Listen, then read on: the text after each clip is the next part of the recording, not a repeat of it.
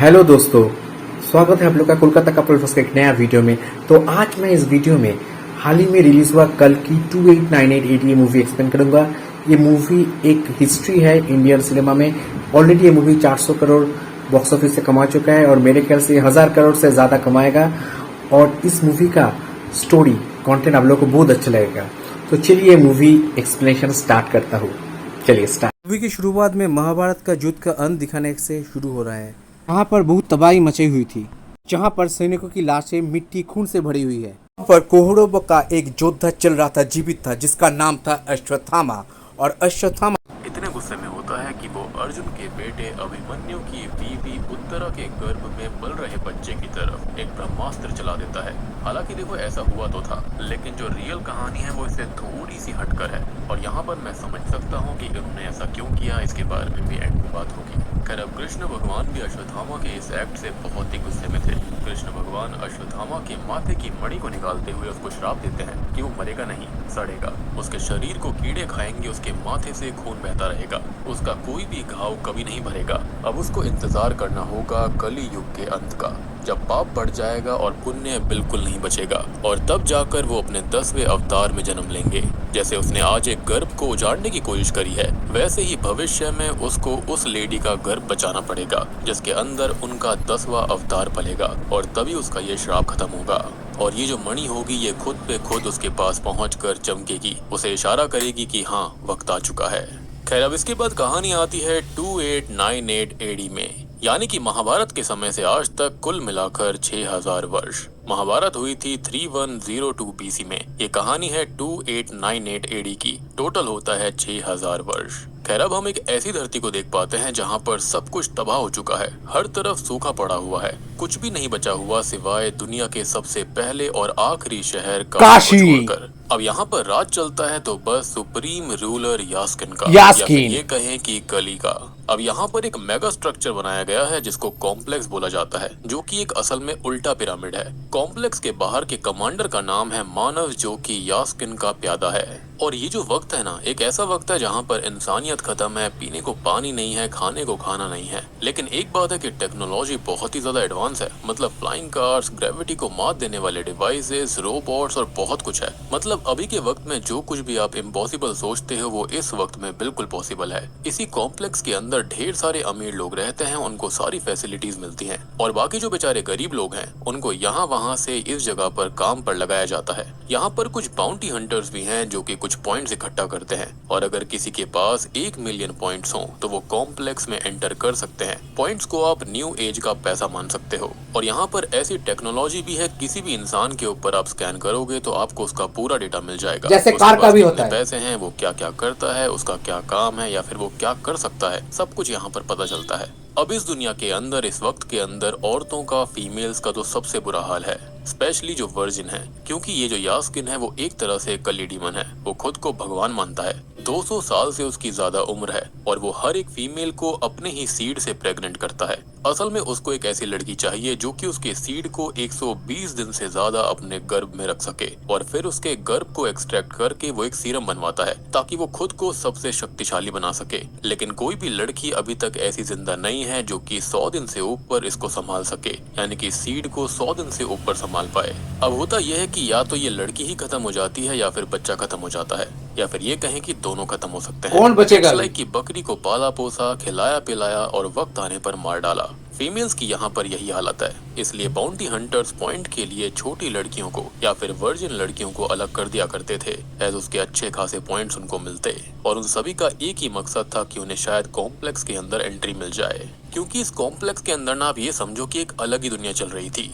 बाहर तो सब कुछ खराब था जो असल दुनिया है, लेकिन अंदर सब कुछ बढ़िया था, या फिर ये कहें कि अच्छे होने का ढोंग था। तभी हम एक भयानक सीन को देखते हैं कि आखिर इन लड़कियों का किया क्या जाता है। तो लड़कियों को प्रेग्नेंट किया जाता है। तभी हम देखते हैं एक 90 दिन की प्रेग्नेंट लड़की को, जिसे लैब में ले जाकर उसे एक ट्रायंगुलर यानी कि त्रिकोण चेम्बर में लेटाया जाता है, जहाँ पर एक स्नेक लाइक सक्शन पाइप उसके गर्भ से सीरम एक्सट्रैक्शन कर रही होती है, जिसके बाद उस लड़की को जलती भट्टी में जला दिया जाता है। और मुझे तो ऐसा भी लगता है कि कि वो मारी गई होगी, जिसके चलते उसे वेस्ट का करार दे दिया गया और भट्टी में जला दिया गया। और ना जाने अब तक कितनी ही लड़कियों के साथ ऐसा हो चुका था। बलिदान हो रहा है उस लड़की लड़की का सीरम कली यानी कि यास्किन के पास कमांडर मानस, साइंटिस्ट और वेद पुराण पढ़ने वाला काउंसलर बानी लेकर जाते हैं, लेकिन इस सीरम से उसे कुछ खास नहीं होता। अब होता यह है कि यास्किन अचानक से ही पानी में गिर पड़ता है और उसमें सीरम नहीं बल्कि जहर था, लेकिन ऑब्वियसली वो बच जाता है। यहाँ पर वो ये कहता है कि आज काफी समय के बाद मृत्यु से सामना हुआ, किसी ने काफी समय बाद उसे मारने की कोशिश करी है।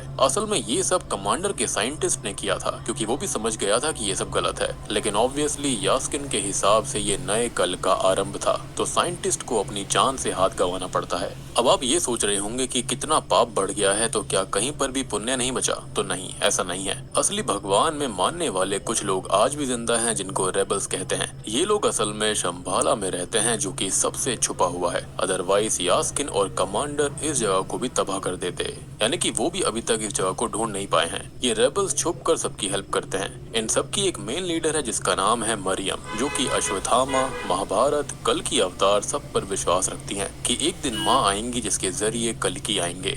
खैर, अब यहाँ पर कुछ लोगों को दिखाया जाता है जिन्हें काशी लेकर आया जा रहा था, जहाँ पर उनसे काम करवाएंगे और कॉम्प्लेक्स के अंदर उनको इधर उधर भेज दिया जाएगा। एक बच्ची भी यहाँ पर थी जो कि खुद को लड़का कहती है, क्योंकि वो जानती थी कि अगर पकड़ी गई तो उसका क्या होगा। सारी लड़कियों को तो अलग कर दिया जाता है, लेकिन किसी तरह से वो बेचारी बचकर भाग जाती है। अब हम रेबल्स के बीच में दिव्या नाम की एक लड़की को देखते हैं, जिसका किरदार मृणाल ठाकुर ने निभाया है, जिसके पास एक रेबल आता है जो कि अश्वत्थामा की वही मणि लेकर आया था, क्योंकि असल में दिव्या प्रेग्नेंट थी। शंभाला में ऐसा माना जाता है कि कल की भगवान पास होंगे तो ये मणि चमकेगी, लेकिन ऐसा कुछ नहीं होता। यानी कि दिव्या प्रेग्नेंट तो थी, लेकिन कल की भगवान उसके गर्भ में नहीं थे। एनीवेज, बाउंटी हंटर उनको पकड़ लेते हैं और वो मणि वहीं पर गिर पड़ती है, लेकिन वो छोटी बच्ची इस मणि को उठा लेती है और भागने लगती है, लेकिन उसके पीछे भी एक रोबोट पड़ गया था। अब कमांडर के सामने उनको पेश किया जाता है, यानी कि दिव्या को और उस रेबल को, जहाँ पे कमांडर मानस प्रोजेक्शन के जरिए मरियम से बात करता है कि अगर वो शंभाला का पता बता देगी तो उसके आदमी और इस लड़की को छोड़ दिया जाएगा। लेकिन ऑब्वियसली ये सब झूठ बोलते हैं, इसलिए मरियम भी कुछ नहीं बोलती, ना ही वो रेबल बोलता,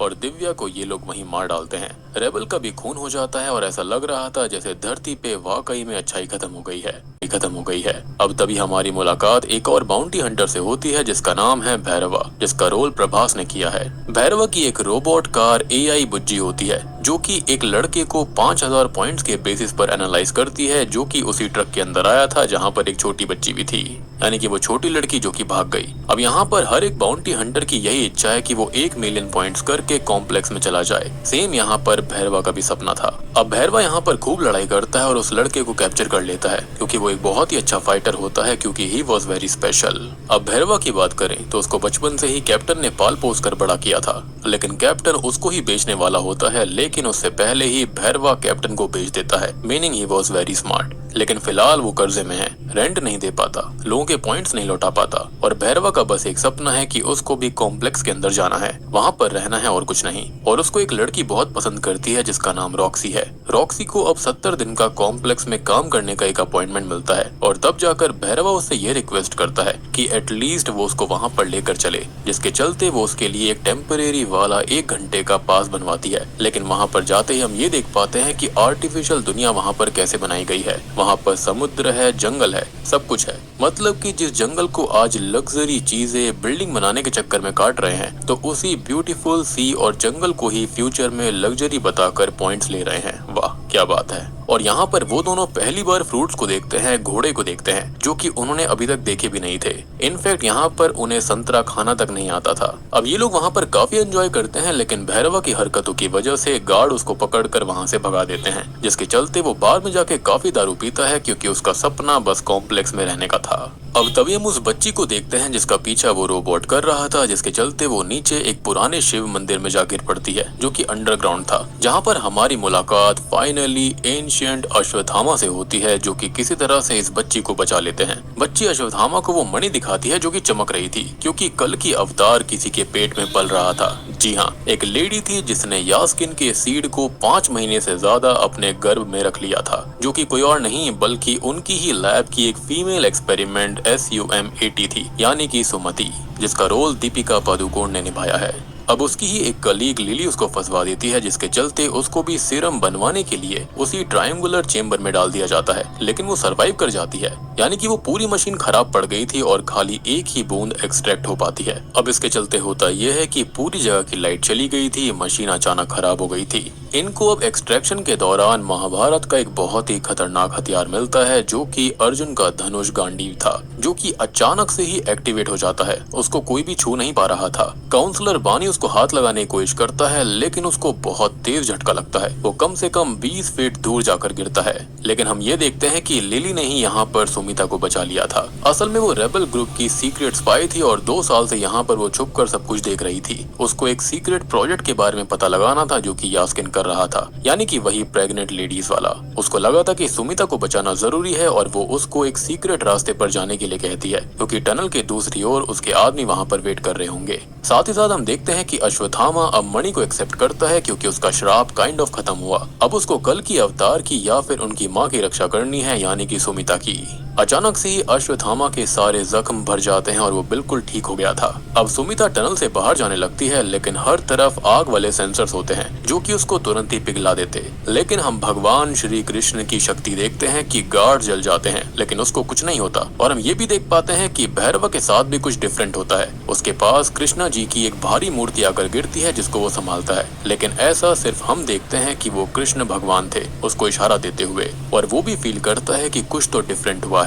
आज काशी के सभी लोग देख पा रहे थे कि वहाँ पर कुछ ना कुछ अलग था। एनीवेज अब लिली के जो रेबल वाले लोग थे वो बाहर वेट कर रहे थे, लेकिन हम जानते हैं कि लिली ने खुद की कुर्बानी दे दी। अब इन रेबल्स के अंदर 2 लवर्स होते हैं जिनके नाम अज्जू और कायरा था, और एक वीरन होता है और सुमिता को वो संभालने लगते हैं, उसको वो शंबाला ले जाने लगते हैं। और यहाँ पर दीपिका पादुकोण यानी कि इस लैब एक्सपेरिमेंट सम 80 को सुमिता नाम कायरा नहीं दिया था, एज ये लड़कियां मात्र एक एक्सपेरिमेंट्स के लिए थीं। इनके कोई नाम नहीं हुआ करते थे। और सुमिता के नाम की बाउंटी भी निकल जाती है जो कि 5 मिलियन पॉइंट्स की थी, और भैरवा भी अब उसके पीछे पड़ जाता है। इसी बीच होता यह है कि इसी मुठभेड़ के अंदर कायरा मारी जाती है और अज्जू घायल हो जाता है और वीरन पकड़ा जाता है। लेकिन तभी अश्वत्थामा उस छोटी बच्ची के साथ वहाँ पर आता है, सबको मार देता है। उनके पास एक लाठी होती है जिसके चलते कोई भी उनको छू नहीं पाता। अश्वत्थामा यहाँ पर 8 फीट से भी ज्यादा का था और वो अपनी ताकत का अच्छा खासा प्रदर्शन देता है। भैरवा काफी कोशिश करता है लेकिन वो भी कुछ नहीं कर पाता, और बस अश्वत्थामा सुमिता को माँ कहकर प्रणाम करता है।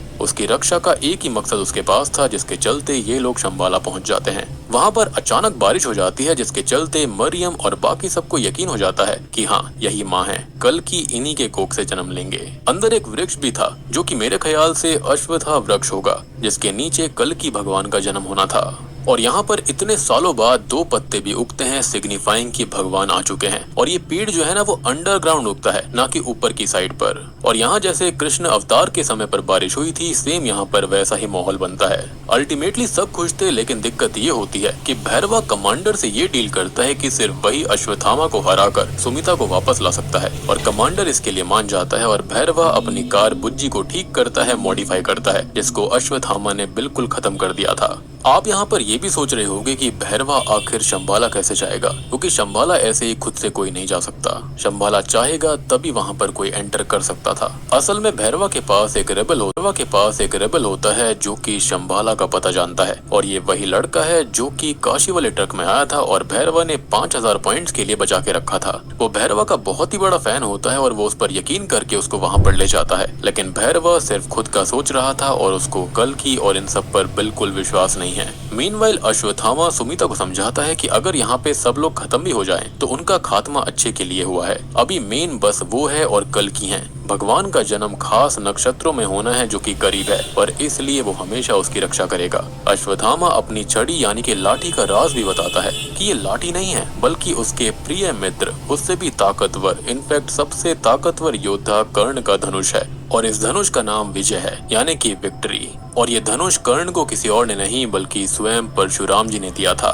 लेकिन अश्वत्थामा का ये कहना था कि अब कर्ण नहीं रहा तो ये मात्र एक बूढ़े व्यक्ति की लाठी बन गई है। खैर अब होता यह है कि शंबाला के अंदर भैरवा के साथ साथ ढेर सारे कॉम्प्लेक्स के लोग और कमांडर मानस भी आ जाता है, जिसके पास कली पुरुष यानी कि यास्किन का बनाया हुआ एक हथियार था जो कि शंबाला के सारे हथियारों को खत्म कर देता है, यानी कि मेन चीज को खत्म कर देता है। अश्वत्थामा और भैरवा खूब लड़ते हैं और अश्वत्थामा उसको हरा भी देता है, लेकिन कमांडर मानस मरियम को मार डालता है। और यकीन करो यहाँ पर जो सीन्स होते हैं वो काफी बढ़िया थे, मतलब गूज बम्स वाले। अब कमांडर से बचने के चक्कर में सुमिता फ्लाइंग मशीन से हाइट से नीचे नीचे गिर पड़ती है, लेकिन उसको अश्वत्थामा और भैरवा मिलकर बचाते हैं। दोनों के पास अपने अपने मकसद थे, लेकिन तभी वहाँ पर कमांडर आकर अश्वत्थामा को कैद कर लेता है। अब भैरवा बेहोश जहाँ पे हुआ था वहाँ पर अश्वत्थामा की लाठी पड़ी हुई थी। अब सुमिता को कमांडर लेकर जा रहा होता है, लेकिन तभी वहाँ पर वो जो वृक्ष होता है उसकी एक पत्ती उस लाठी पर पड़ती है, जिससे कि वो लाठी भैरवा के हाथ में आते ही एक्टिवेट हो जाती है। और बस तब जाकर हमको पता चलता है कि असल में भैरवा कोई और नहीं बल्कि मेरे ख्याल से कर्ण री-इनकार्नेशन है। अब देखो, कल की पुराण के हिसाब से ना जो कल की होंगे उनको कर्ण के कवच और कुंडल लगेंगे, तो मेरे ख्याल से यहाँ पर उस चीज को जोड़ने की कोशिश करी गई है।